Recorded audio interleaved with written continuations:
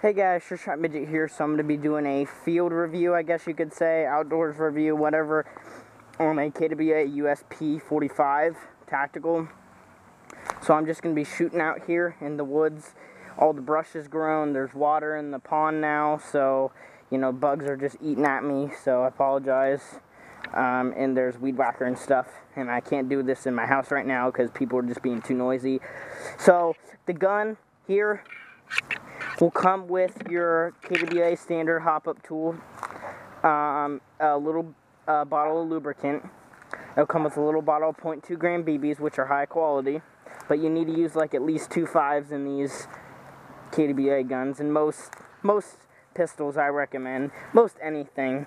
I mean, there are some instances where you need to use 2s, but I recommend 0.2 5s as a base BB. It'll come with a lockout tool to lock out the pistol. That's exclusively to the USPs by KWA.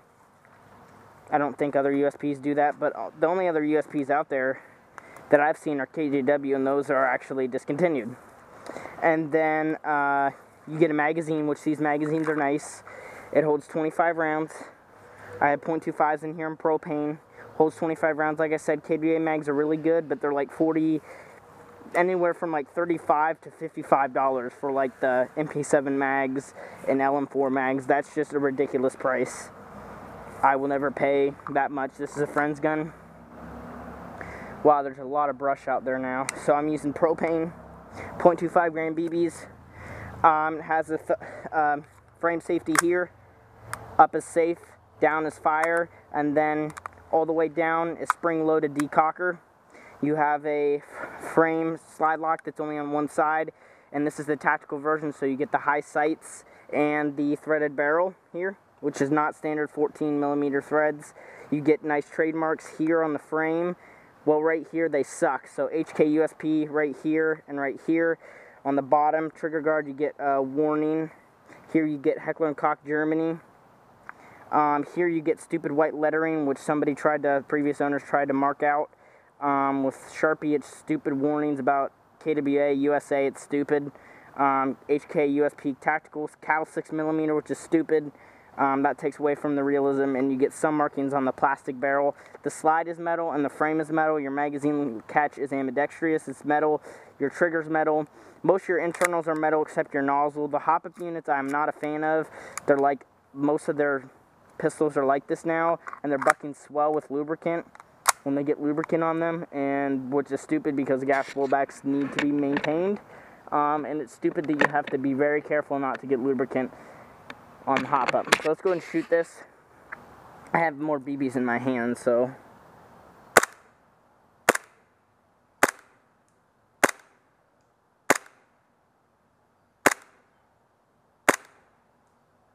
it's over hopping. This gun's it's cycling actually pretty well in my basement. It's about 65 degrees, 70, maybe more like 65, and maybe 60 even. It's pretty cold down there, and it will not work down there. But out here it's like 80. It's really hot out here, and it's functioning fine. But there is some issues with the gas efficiency, because this thing is a year old, but it's still, the back sight blew up, and also one day, which was actually yesterday, I hit the slide lock and it started shooting full auto on me. It literally shot the ground. I didn't even pull the trigger. I hit the slide lock and it went forward and started shooting full auto. And I had to eject the mag. So that's a safety hazard. So I almost shot my foot too because I was pointing it down. Yeah, that's a safety hazard. And then I cleaned it and lubricated it, and it hasn't happened yet, so.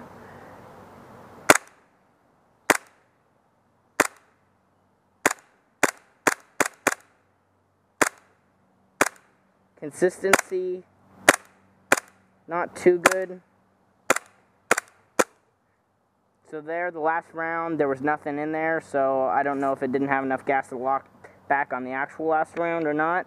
I think it's starting to rain. It's chronoing at about 300 with these 0.25s. It's pretty hard for, 0.25s, just propane, standard propane. I will just put a little bit of gas in here just to see how much we can get off. Put a BB in the chamber, because it's starting to rain. I gotta hurry this up. So the range here, I'd say max 100 feet, maybe. I've had a lot of issues with KWA hop-ups and their pistols. My old M9 was broken out of the box hop-up wise. I had to use 36s, otherwise it over-hopped. My MP7 had the same issue, but I had to modify it and fix it. My friend's ATP is like that. My friend's P226 is like that. They're M226. So I'm not a fan of KWA guns, but if you have one, it works for you, great. But their gas blowback line is just junk. They're hop-up units. I love their AEGs, the 2GX gearbox. It might be overpriced, but they actually function really well, and they get a good rate of fire out of the box. So,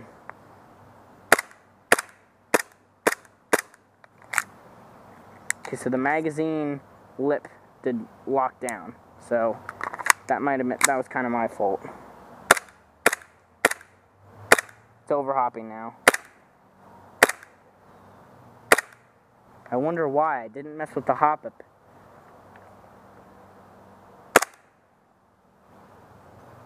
I'm shooting at a target about 100, maybe about 200 feet out. This is where I shoot my M16. This is where I sighted my WeTech M16 in, and it is on the dot from here. But here, my BBs are curving off at about 80 feet. They're curving to the left and up. Let me go ahead and turn the hop-up down again. See how that works. That's better. So now the BBs are going out, sailing at about 140. Yeah, they're going about 130 feet and dropping now, which is really, really good, but my issue is the consistency. It's like the hop-up kind of, and that was way low. That was like 50 feet. Another 50, and then that was pretty good. So consistency seems to be, I think we have one round left. Let's see if it locks. Nope, didn't lock. Now it's empty. See, I pulled it back. It's empty.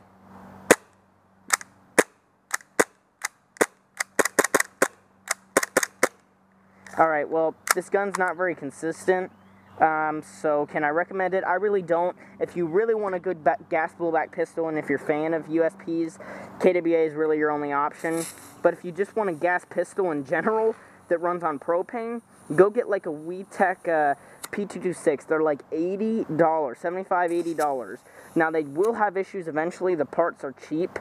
The quality is cheap, but they're $80, and you can get a good 5,000 rounds through until you have any issues. And I mean, as a pistol, most people don't use them very much as primaries or anything. They just use them as sidearms. So most people don't use their pistols a lot, and it'll last them a long time. But I use pistols a lot, so.